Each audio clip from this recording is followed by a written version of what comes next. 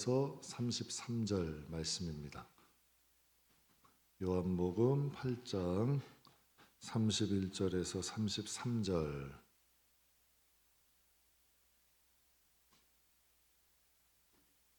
신약성경 158페이지.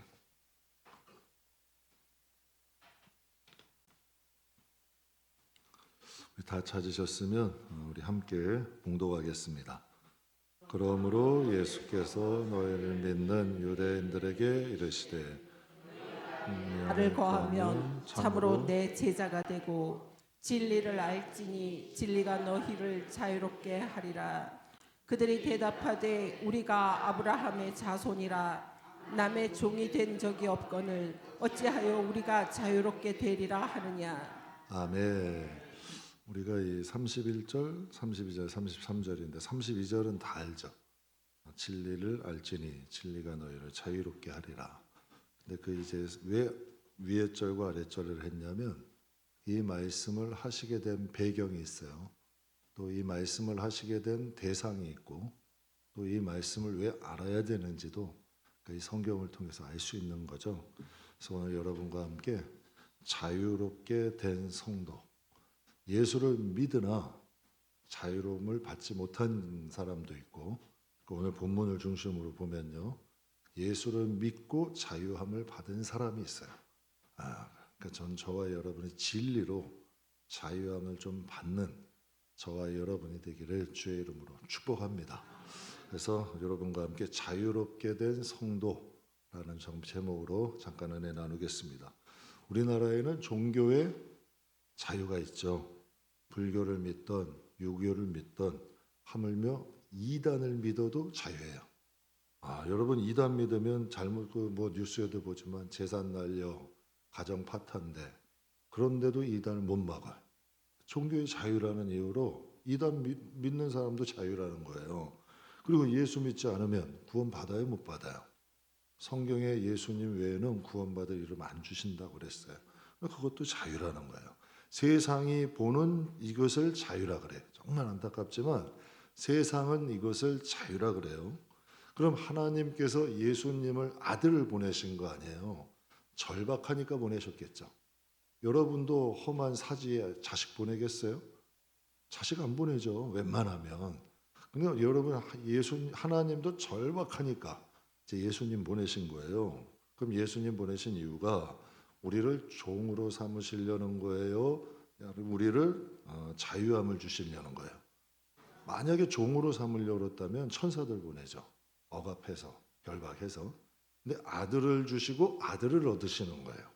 이제 성경은 그러니까 아들을 주심으로 우리를 양자로 자식을 얻기 위해서 하나님은 아들을 보내신 거예요. 종을 삼는 게 목적이 아니라 하나님은 자유를 주시는 게 목적이죠. 그럼 하나님은 우리에게 자유를 주시려고 예수님을 십자가에 못 박게 하셨어요. 왜? 그래야 죄에서 자유함을 받잖아요. 그러니까 하나님의 관점에서 자유는 뭐예요? 세상에서의 관점에서 자유는 뭘 믿든 상관없어요. 그 대신 그 결과는 책임져야 돼. 이단을 믿으면 거기에 대한 책임도 져야 돼. 그게 자유라는 거 아니에요. 또 여러분 또 다른 종교를 믿고 구원받지 못하는 것도 세상이 보는 자유야. 근데 하나님 보시는 진짜 자유는 뭐예요? 예수 믿고 구원받는 거예요. 이게 진짜 하나님 보시는 자유 아니겠어요? 그럼 하나님의 관점에서 우리에게 무엇에서 자유를 주시려고 예수님 보내셨을까? 전 크게 이제 세 가지라고 봐요. 하나님이 우리에게 자유를 주시려고 예수님 보내셨잖아요. 크게 세 가지에서 자유를 주셨어요. 첫째는 둘째 사망. 죽음은 한 번 죽는 게 끝이 아니에요. 성경엔 분명히. 이건 그냥 죽는 거고 진짜 죽음은 둘째 사망이래. 성경에 보면 인간은 죽지 않는데요. 선을 행한 자도 살아. 여러분 악을 행한 자도 살아. 그래서 영생하는 게 구원, 영벌 받는 게 이제 사망. 그걸 성경은 둘째 사망이다라고 분명히 복음서에 말씀하셔요. 둘째 사망에서 자유함 주는 거예요. 두 번째는 죄에서 자유함. 저와 여러분, 제가 목사인데 목사는 자유가 없나요? 요즘은 이 말하면 웃으시더라고. 요즘은 이 말하면 웃어. 왜? 목사도 인간이잖아요. 목사가 죄가 없어요? 잘못된 거지. 목사인 저도 죄가 있고 여러분 그럼 죄가 없어요? 여러분도 죄인이야. 그래서 성경에 죄의 싹슨 뭐래요? 죄는 반드시 대가를 치러. 아담의 후손은 죄에 대한 대가를 치러야 돼. 아담의 그래서 사망이 온 거예요. 그래서 예수님께서 친히 죄값 치르시고 우리를 그 예수 안에서 구원하시는 거예요. 그래서 여러분 이제 죄에서 자유함 주시는 마지막은 소유에서 자유예요. 여러분 이거 조금 깊은 말인데요. 예수를 정말 믿으면 세상에 비교하고 살지 않아. 제가 주일날도 말씀드렸어요. 예수 안 믿으니까 자꾸 세상 제대로 안 믿으니까 세상 사람과 자꾸 비교하는 거예요. 여러분 분명히 성경에 여러분을 태어날 때부터 하나님께서 여러분의 길을 계획하셨대 안 하셨대? 분명히 우리 금요일날 은혜 나눠요. 요셉은 총리야. 큰아들 므낫세와 에브라임을 야곱 앞에 데려가면서 분명히 요셉의 마음에는 므낫세가 장자야. 에브라임은 차자야. 그런데 야곱이 어떻게 안수해요? 팔을 바꿔대면서 여러분 에브라임 둘째를 장자 삼어. 그리고 첫째를 여러분 차자 삼는 거예요. 하나님께서 에서하고 야곱이 있어. 야곱을 하나님께서 장자 삼아야 돼. 야곱을 통해서 기업을 이어야 돼. 그러니까 어떻게 해요? 형에게 질투하는 마음을 주셔서 라반의 집으로 보내잖아. 뛰는 놈 위에 나는 놈이 있다고. 버릇을 고치려니까 더 센 사람을 붙이는 거야. 야곱이 속이는 데의 대명사 아니에요. 그랬더니 하나님이 또 그보다 더 센 사람을 붙인 거야. 라합 그의 여러분 삼촌을 붙여서 품삯을 몇 번을 속여요? 10번을 속여. 결국은 여러분 거기서 연단하셔서 야곱을 어떻게 만들어요? 하나님 사람 만드시잖아요. 그러니까 하나님이 계획하신 거예요. 태중에 있을 때부터 큰 자가 작은 자를 섬기리라. 하나님이 우리를 향한 하나님의 길을 믿는다면 소유에서 자유함을 얻을 수 있어요. 나를 향한 하나님의 축복, 나를 향한 하나님의 길이 있다는 것을 믿는 거지. 이게 자유함 받는 거죠. 소유에서 자유함을 얻을 수 있어요. 우리보다 여러분 남이 더 많이 가지면 저 사람에겐 저거 주신 거지만 나에겐 또 그래서 송정미 시인이 그런 말 하죠. 난 남이 가진 재물 없고 난 남이 건강 없고 난 남이 있는 거 가진 것 없어도 나는 남이 없는 것을 하나님이 주셨대. 여러분 중증소아마비예요. 그런데도 여러분 그가 은혜를 받아. 닉 부이치치 같은 경우는 사지가 다 없어요. 그런데 예레미야 말씀을 통해서 하나님은 이게 저주가 아니다. 나에게 미래와 소망을 주시는 하나님이다. 이 말씀으로 많은 사람들 오히려 사지가 다 없는데도 사지 멀쩡한 사람들에게 동기부여를 해줘. 희한한 일이잖아요. 그러니까 이게 소유에서 자유함을 받는 거예요. 정말 예수님이 우리에게 자유를 주시면 둘째 사망 자유 주시고 죄에서 자유 주시고 우리는 사람이 비교 대상이 아니잖아요. 하나님이 이 땅에 존재하게 하셔서 하나님의 뜻을 이루다 하나님의 우리는 결정이 돼 있는 거 아니야. 믿으세요 안 믿으세요? 여러분 이거 못 믿으면 저는 목사 못해요. 이걸 믿으니까 목사하는 거예요. 왜? 하나님 나라를 믿고 하나님 나라 영광 믿고 하나님 나라 상속해준다 믿으니까 좀 더 자유롭게 목회할 수 있는 거예요. 근데 이게 안 되면 목사도 탐욕 드는 거고 목사도 욕심내는 거고 자꾸 비교하는 거예요. 이게 하나님이 이 세 가지에서 우리에게 자유를 주시는 거죠. 본문은 우리에게 너무나 잘하는 말씀이에요. 내 말이 너희 안에 거하면이라 그래. 말씀은 귀로 듣는 게 아니에요 여러분. 말씀이 너희 안에 거하면 너희는 내 제자가 된대. 말씀이 들어가면 예수님 따르는 거야. 말씀이 들어가면 너희는 내 제자가 되고 둘째 뭐래요? 진리가 너희를 자유롭게 한다. 분명히 성경은 말씀하시는 거예요. 그래서 32절에 진리를 알지니 진리가 너희를 자유롭게 한다. 억압하고 통제하고 세상이라는 굴레에서 억압되는 게 아니라 여러분 예수를 믿으나 세상에 억압되어 사는 사람들 많잖아요. 근심, 걱정, 염려 속에서 늘 사로잡혀서 억압 가운데 사는 사람 많잖아요. 분명히 진리가 너희 안에 들어가면 너희를 자유롭게 한대요. 근데 참 신기한 게 이 말씀을 하신 대상이 누구냐는 얘기예요. 그래서 여러분에게 앞뒤절을 같이 봉독한 거예요. 진리를 알지니 진리가 너희를 자유롭게 하리라. 믿는 사람, 여러분이 딱 통상적으로 생각할 때 믿는 사람이에요, 믿지 않는 사람이야? 내가 이거 안 읽어주셨어도 믿는 사람이라고 말씀하시겠어요? 대개 사람들은 믿지 않는 사람이라고 생각을 해요. 근데 이 31절에 뭐라 그래요? 그러므로 예수께서 자기를 믿는 유대인들에게 이르시되 진리를 알지니 진리가 너희를 자유롭게 하리라. 믿지 않는 사람이에요? 믿는 사람이야? 믿는 사람에게 이 말씀 하시는 거예요. 예수님을 당시에, 지금은 예수 믿기가 편하지만 예수님 당시에 예수님을 믿는다는 건 핍박을 각오해야 돼요. 그리고 사회적 고립. 왜? 유대인들은 유대교를 믿는 사람들이기 때문에 거기서 예수님을 믿게 되면 사회적으로 고립이 돼. 그것까지 감수해야 예수 믿는 거예요. 결단이 필요한 거죠. 그런데 그들을 대상으로 예수님이 말씀하신 거예요. 근데 그들에게 예수님께서 진리를 알지 너희가 자유롭게 하리라고 말씀을 하셨는데 그들이 깨달아요, 못 깨달아?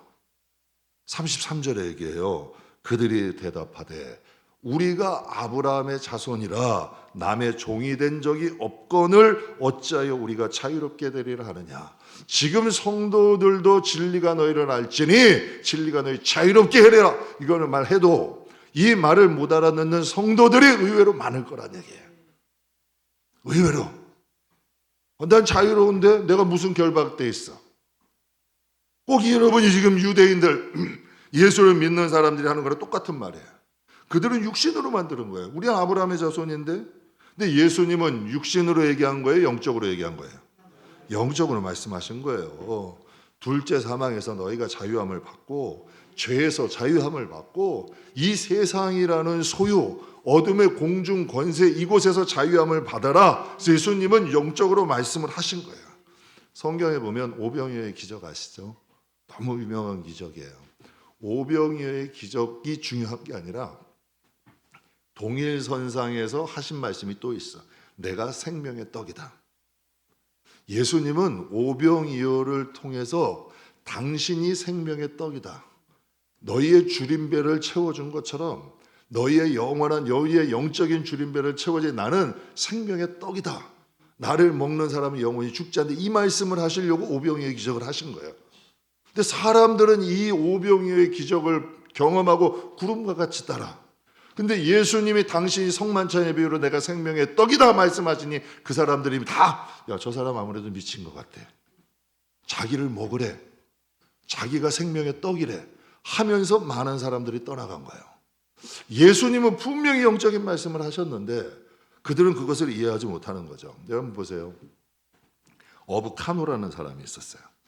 그럼 고기를 잡는 어부인데 이따금 진주를 발견했어요. 그런데 그날따라서 아주 큰 진주, 아름다운 진주를 발견한 거예요.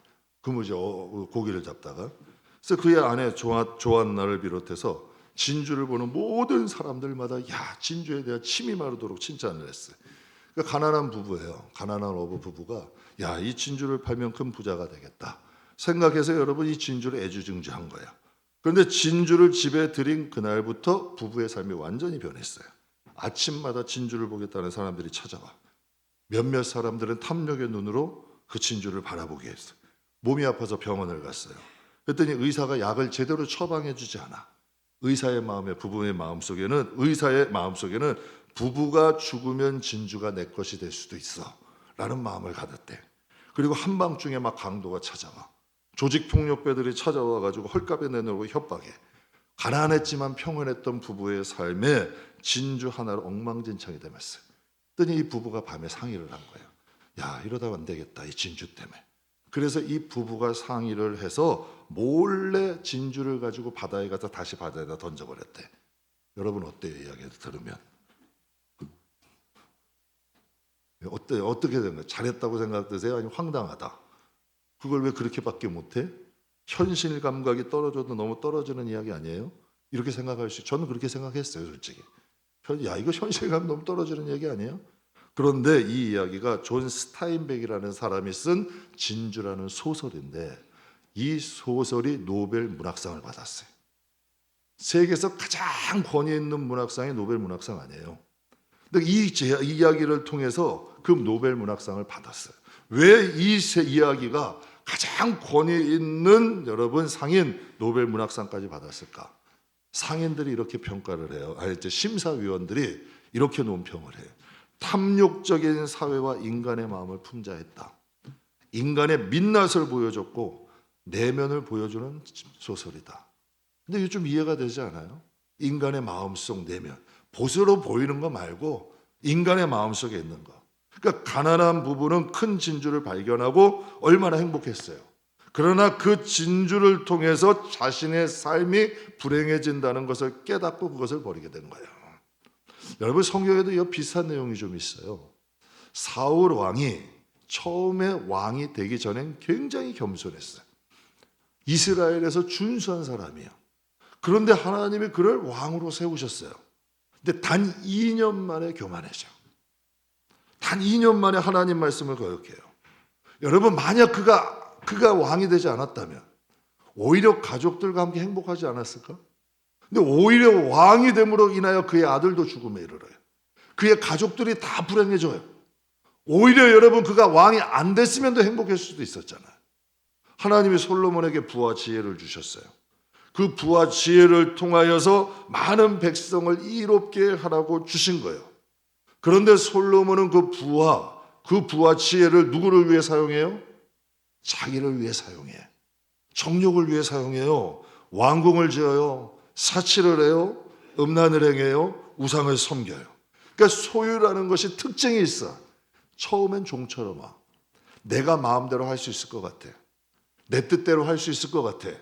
그런데 참 이상하게요, 이것이 나의 주인이 되기 시작하는 거예요. 종처럼 다가오지만 나중에는 이게 주인이 되어버려. 그러니까 오히려 하나님과 하나님을 위해서 여러분 하겠다라고 얘기하지만 사울도 처음엔 그랬을 거예요. 솔로몬도 처음엔 그랬을 거예요. 그랬더니 그것의 종이 되게 되고 소유의 종이 되어서 정욕과 세상을 위해서 살아가게 되는 거예요.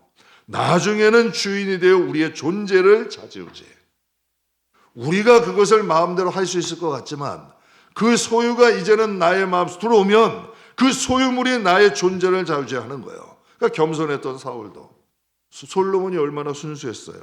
순수했던 솔로몬도 소유로 인하여 망가지기 시작하는 거예요. 제가 이제 목회하면서 그런 분을 봤어요. 주의를 못 넣은데요. 그래서 그러신가 보다 했더니 나중에 알았어. 젊은 분인데 주말 농장 가셨대. 주말 농장 애들 데리고 주말 농장 가셨다는 거예요. 그래서 제가 마음에 들고 좀 안타깝더라고. 근데 개척 때 이제 한 청년 결혼하는 노총각이에요. 정말 직장도 없어가지고 맨날 카드 빚으로 틀어맞고 맞고 하도 그 청년을 위해서 기도를 많이 했어요. 어떻게 하든 좀 하나님 기술도 배우시고 좀 자리 잡아서 좀 했으면 좋겠다. 맨날 멀쩡한 사람이 대낮에 까치집 짓고 쓰레빠 끼고 추리닝 입고 추리닝도 무릎 다 나와가지고 안타깝더라고요. 그런데 정말 하나님 은혜로 자격증을 전기기술자 자격증까지 했다고. 여러분 이제 정말 이제 괜찮은 직장에도 들어간 거예요. 그랬더니 그 직장에서 주일날 10만 원 더 줄 테니까 나오라니까 여러분 하나님 버리고 그들가 가더라고.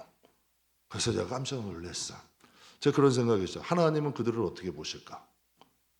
하나님은 그 모습을 하나님은 우리 구원하겠다고 예수님 보내셨잖아요. 하나님은 우리 구원하겠다고 성령님 보내셨잖아요. 하나님은 여러분 우리 교회 세우신다고 수많은 순교자들 보내신 거 아니에요. 교회가 그냥 세워진 게 절대 아니에요. 순교자들의 피가 기초가 되어서 교회가 세워진 거예요. 그러니까 하나님은 우리들을 구원하기 위해서 시작하신 거 아니에요. 그러니까 그들도 똑같이 사울이나 솔로몬이 관계 가는 것 아니에요. 제가 개척하고 3년이 지났어요. 하나님의 은혜로 교인들을 많이 보내주셨어요. 그리고 성전도 좁아서 성전을 좀 넓히게 됐어요. 근데 예전에는 꾸준히 일하는 것도 정말 감사했어요. 정말 기뻤어요. 그냥 꾸준히 일하는 것도 기뻤고 꾸준히 일하는 것도 감사했어요. 그런데 딱 3년 되고 성도들이 많아지니까 교회도 확장하니까 그 기쁨이 예전 같지 않더라고요. 그래서 그때 제가 깨달았어요. 소유가 존재를 흔들 수 있다. 교회 커지는 거하고 성도 많아지는 거하고 하나님하고 나 관계에 무슨 상관이야? 생각해 보세요. 하나님하고 나하고 무슨 상관이냐는 얘기야. 성도가 많아지는 거하고 교회가 커지는 거하고 하나님하고 난 상관이 없는 거라니까. 내 마음은 지켜야 되는 거 아니야. 그렇잖아요. 그때 제가 생각했어요. 성령께서 기도하는데 이렇게 말씀을, 내 그릇은 거기까지다. 저는 깜짝 놀랐어요. 그리고 나는 그 정도 소유에서 마음이 흔들리는 거야. 하나님이 더 주시면 아마 성도들 머리 꼭대기에 올라갈 걸, 성도들 멍령하고 지적하고 다닐 걸, 큰 소리 치고. 여러분 뻔하잖아요. 싹수를 보면, 떡잎을 보면 뻔한 거 아니야. 그래서 제가 두렵더라고요. 그래서 그때부터 제가 결심한 게 있어요. 환경이 바뀌고 교회인이 많아져도 내 자신과 싸우자. 그래서 사도 바울이 한 유명한 말이 있어요. 사도 바울이 이 사역에 말년에 가면서 이런 말을 해요. 고린도전서 9장 27절을 같이 한번 읽겠습니다. 내가 내 몸을 쳐 복종하게 함은 내가 남에게 전파한 후에 자신이 도리어 버림을 당할까 두려워함이로다. 아멘. 저는 이제 기관 사역을 오래 했어요. 기관 사역을 오래 하다 보니까 목사님들하고 주로 많이 활동을 했어요. 근데 참 이상하게 성도들하고 목사님 있을 때하고 그때보다 목사들끼리 있을 때 진짜 목사인지가 드러나게 돼. 여러분도 마찬가지잖아요. 목사하고 저하고 있을 때보다 성도들끼리 있을 때 성도들의 모습은 드러나잖아요. 성도들의 모습은 드러나는 거 아니에요. 그런데 제가 이 말씀이 정말 뼈저리게 다가오는 거예요. 오히려 남에게 전파한 후 자신은 그것을 잃어버리는 경우들이 많아. 오히려 복음을 예수 믿고 구원받으라 하면서 자신은 자신을 못 지키는 경우들이 많은 거예요. 당시에도 거짓 선지자, 거짓 사도들이 많았어. 그러니까 사도 바울이 그것을 알고 있어요. 고린도 교회도 그것을 영향을 받은 거예요. 그래가지고 다툼이 일어났어요. 나는 베드로파다, 나는 바울파다, 나는 게바파다, 나는 그리스도의파다. 그래가지고 분쟁이 일어난 거 아니에요.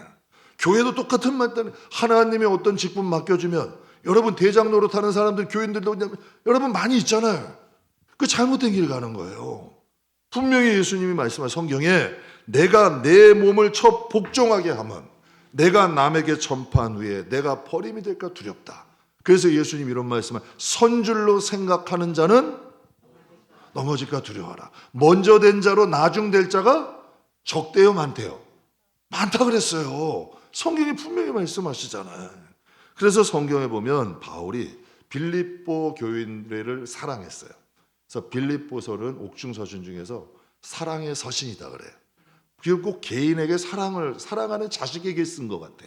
그런데 그 빌립보서에 보면 사도 바울이 빌립보 교인들에게 이렇게 얘기해요. 빌립보서 2장 12절에 그러므로 나의 사랑하는 자들아 너희가 나 있을 때뿐 아니라 더욱 지금 나 없을 때에도 항상 어떻게 하래요? 복종하여 두렵고 떨림으로 너희의 구원을. 여러분이 한번 여쭤볼게요. 정말 여러분의 구원을 위해서 두렵고 떨림으로 구원을 이루기 위해서 하신 분이 얼마나 계세요? 사도 바울 고백하는 두렵고 떨림으로 안 하면 이 구원을 이룰 수가 없다는 거예요. 하나님의 구원은 완벽해요. 완벽한데 그것을 우리가 지키지 못한다는 거예요. 여러 가지 세상의 것들이 우리의 구원을 흔들 수도 있다는 거죠. 구원이라는 것은 진리 복음으로 자유함을 받는 거예요. 우리가 둘째 사망에서 죄에서 정욕에서 자유함을 받는 걸 말씀하시죠. 그래서 하나님이 요한계시록을 보면 예배소 교회를 향하여 이렇게 말씀하세요. 처음 사랑을 다시 찾아라. 예배소 교회는 어떤 교회였냐면 예배소 교회와 안디옥 교회는 당시 초대교회의 두 기둥과 같은 것이에요. 두 기둥과. 여러분 두란노 서원이 어디 있었냐면 예배소 교회에 있었어요. 바울이 거기 가서 성령의 역사가 일어났던 교회가 예배소 교회야. 근데 하나님이 예배소 교회를 향해 이렇게 말씀하시는 거예요. 너희 처음 사랑을 다시 찾아라. 지금도 항상 노력하는 게 있어요. 어떤 걸 노력하냐면 개척대의 마음 잊어버리지 말자. 오히려 여러분 성도가 좀 적어도 이 마음 지키는 게 전 낫다고 생각해. 전 제 영혼이 소중해요. 제 가족도 소중해요. 그리고 성도도 소중해요. 성도 많아서 내 마음 잊어버릴 바에는 성도 좀 적어서 내 마음 지키는 게 전 낫다고 생각하는 사람이에요. 처음 마음을 지킬 때, 개척 때 처음, 여러분 한번 생각해 보세요. 개척 때 처음 마음을 지킨다는 게 쉬울까요, 어려울까요? 개척을 처음 하니까요. 전 맨 땅에서 했어요. 한 영혼 오시는데 정말 연세 든 분도 많이 오시고 가난하고 힘든 분도 많이 오셔. 그분들이 소유로 보일까 존재로 보일까? 존재로 보이는 거예요. 한 영혼이 귀해. 근데 교회가 커졌어. 이제 돈 들어갈 때도 많아. 그럼 교인이 오면 점점 소유로 보여질까 존재로 보여질까? 별 얘기를 다 해. 하나님 여러분에게 무슨 학문을 가르치기 싫고 진짜 우리가 우리의 내면을 한번 보자는 얘기예요. 신앙이잖아요. 솔직한 얘기를 해야 되는 거 아니에요. 네. 여러분 그렇게 되면 성도들이 소유로 보여질까 존재로 보여질까? 익숙해지는 거예요. 영혼들 많은데 아니 100영혼 한 영혼 좀 없으면 어때? 여러분 이런 생각 하잖아요. 살 수도 있는 거 아니야. 근데 예수님은 100마리가 있어서 99마리가 잃어버린 한 마리 양을 찾으러 가는 분이잖아요. 수많은 유대인들이 따라도 사마리아에 있는 그 결혼을 5번이나 했어. 6번째 남자하고 살아. 근데 그 영혼도 잃어버린 양이래.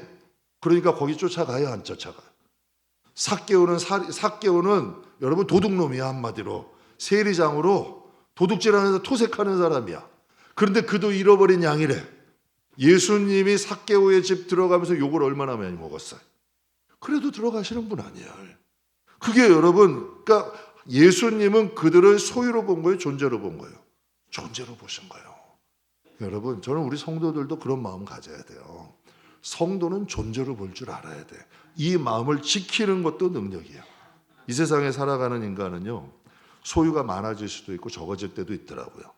이 세상을 살다 보니까 잘 될 때도 있어요. 어려울 때도 있더라고. 이 세상에 항상 잘 되는 사람은 없더라고.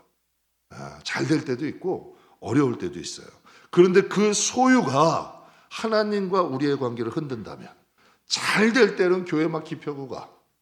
어려울 때는 교회, 내 목사는 교회까지 가. 교회 안 가.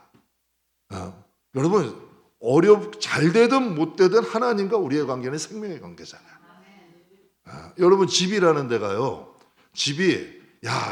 집이라는 데가 잘 될 땐 막 들어가. 힘들고 어려울 때는 눈치 보고 집에 들어가기 싫다면 그 집이 건강한 집이에요? 잘못된 집이야? 잘못된 집이지. 기쁨도 함께 나누고 슬픔도 함께 나눌 수 있어야 그걸 집이라 그러는 거 아니에요? 저는 교회도 그런 곳이 돼야 된다고 생각해요.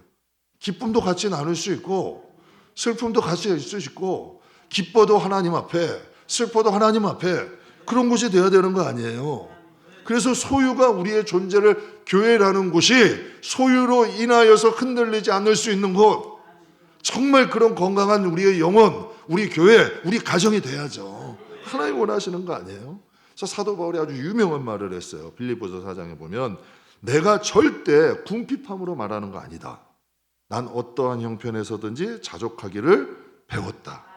비천에 처할 줄도 풍부에 처할, 모든 일에 배부름 배고픔 풍부와 궁핍에 처할 줄 아는 일체의 비결을 배우노니 내게 능력 주는 자 안에서 나는 모든 것을 할 수 있다.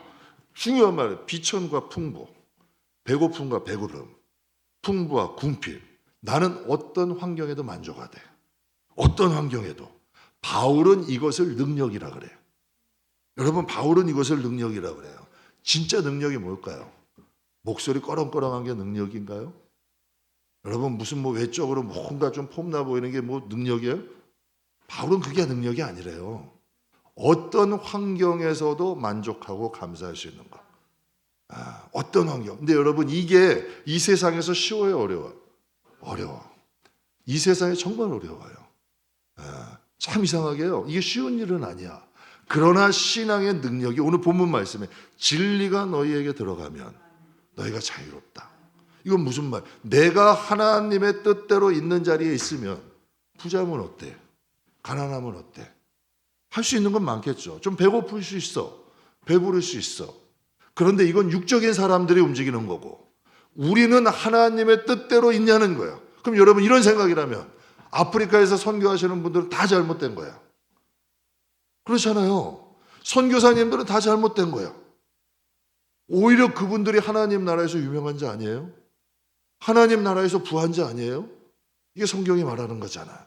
그러한 가치가 우리의 마음속에 있으면 세상의 기준이 아니라 성경의 기준으로 살 수 있는 거예요. 여러분, 세상의 기준이 우리를 흔드는 게 아니라 하나님의 성경의 기준으로 담대하게 살아갈 수 있는 사람, 그런 사람을 성경 히브리서는 뭐라 그래요? 세상이 감당하지 못하는 사람이래. 바울은 이것을 능력이래. 사도 바울이 이것을 능력이라 그래요. 물질, 관계, 건강, 가족, 그 어떤 환경 가운데서도 하나님께 만족하고 감사하면서 그것을 이겨낼 수 있는 사람. 그래서 데살로니가전서 5장에 이렇게 말씀하시죠. 항상 기뻐해라. 쉬지 말고 기도해라. 범사에 감사해라. 이것이 그리스도 예수 안에서 너희를 향하신 하나님의 뜻이래. 인생을 살다 보면 기뻐할 일이 많아요? 걱정할 일이 많아요? 솔직히 걱정할 일이 훨씬 많아요. 항상 기뻐하는 건 신앙의 힘이 아니면 안 됩니다. 쉬지 말고 기도해라. 얼마나 바쁜데. 하나님과 어떻게 기도하면서 살아? 얼마나 바쁜 세상인데. 그러나 항상 기도라. 하나님과의 끈 놓지 말라는 거예요. 항상 하나님과의 대화 끈 놓치지 말라는 거예요. 범사에 감사. 범사라는 건 항상이에요. 에브리. 그냥 항상. 이거 그냥 항상 감사하래. 어떻게 이게 가능해요? 신앙의 힘이 아니면 불가능한 거예요. 그러나 그리스도 예수 안에서 너희를 향한 내 뜻이래. 왜? 그래야지 세상 이기니까. 안 그러면 끌려다녀. 안 그러면 여러분 종이 되고, 안 그러면 하나님이 원하시는 곳으로 갈 수가 없어. 그런데 이게 승리가 되면 하나님의 뜻이 이루어질 수 있어요. 왜? 하나님의 뜻을 이루어가는 데는요, 사단이 여러 가지 함정들이 많아. 우리의 자존심을 건드리고, 우리에게 여러분 시험하고, 우리에게 여러 가지를 충동질해. 왜? 하나님이 원하시는 곳으로 못 가게 하는 거예요. 그러나 여러분, 이게 신앙의 초월이 되면, 이것이 자족하는 법이 있게 되면 세상에, 그래서 항상 성도 있게 말해. 환경, 상황, 사람 보지 마라. 이거에서 자유함을 얻으면 하나님 뜻은 이루어지는 거예요. 이거에서 승리할, 이게 바로 진리가 너희를 어떻게 한다? 자유롭게 하는 거예요. 성경에 보면 욥이요. 욥기 여러분 다 읽어보셨죠? 욥에게 신유의 은사가 있나요? 성경에. 욥에게 뭐 예언하는 은사가 있나요? 욥이 방언을 했대요? 욥이 환상을 봤대요? 욥이 무슨 특별한 은사가 있나요? 근데 욥에게는 한 가지 특별한 능력이 있어요. 욥에게는 한 가지 특별한 능력인데 어떤 능력이냐? 동방의 부자야. 그냥 동네 부자도 아니야. 동방의 부자예요. 재산이 다 날라갔어. 아내도 떠났어. 건강도 다 잃어버렸어. 그런데 하나님이 다시 갑절로 복을 주셨어. 여러분 지금 세 가지 환경이에요. 동방의 부자야. 모든 걸 다 잃었어. 다시 갑절로 하나님 복을 주셨어. 욥의 하나님을 향한 욥의 마음이 흔들리나요? 안 흔들리나? 흔들려요? 안 흔들려요? 제가 많이 봤더니 개척하다 보니까 참 많은 걸 보게 돼. 조금만 하나님이 어렵게 하시면 하나님부터 원망해. 그런 분들이 간혹 있어. 조금만 환경 어려우면 교회부터 안 나와. 조금만 어려우면 여러분 기도부터 안 해. 여러분 이게 신앙의 능력이, 진짜 신앙의 능력은 뭐냐는 얘기예요. 어떤 환경, 어떤 자리에 있어도 하나님과의 관계가 흔들리지 않는 것. 이게 진짜 능력이에요. 그리스도인에게 반드시 필요한 능력이고, 우리가 세상을 이기고 사단을 이기려면 이 능력 받으셔야 돼요. 신유 안 받으셔도 돼요. 예언 안 받으셔도 돼요. 여러분 환상 안 보셔도 돼요. 그러나 이 세상에 어떤 것이 흔들려도 하나님 관계만은 지킬 수 있는 능력, 이게 우리를 복되게 하는 거예요.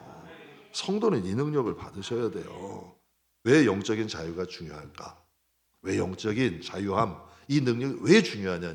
이게 아주 오늘 포인트예요. 욥을 시험한 배경에는 누가 있어요? 누가 있어요? 그러면 사단은, 여러분 생각할 때 사단은 여러분의 소유를 흔들 능력이 있을까 없을까?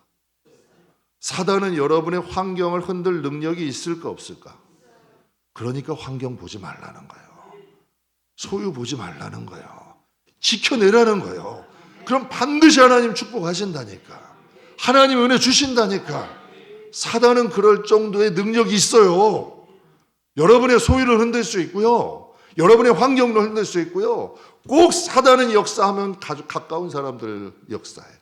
그래서 성경에 유명한 말이 있어요. 집안의 원수가 원수가 어디에 있다? 집안에 있을 수도 있다. 이게 꼭 그렇다는 얘기는 아니에요, 여러분. 그래서 가까운 곳에서 역사가 있다는 거예요. 그래서 이거 이겨내시라는 거예요. 그래서 역사가 일어나면 이런 정도는 우리가 생각할, 야, 욥에게 하나님이 그냥 욥이 그냥 평상시에 잔잔한 데 있는 거예요? 아니면 하나님이 욥을 축복하시고 자랑하니까 시험이 온 거예요? 그럼 여러분 곁에 막 격동이 일어나. 그럼 뭐가 올 때가 가까운 거예요?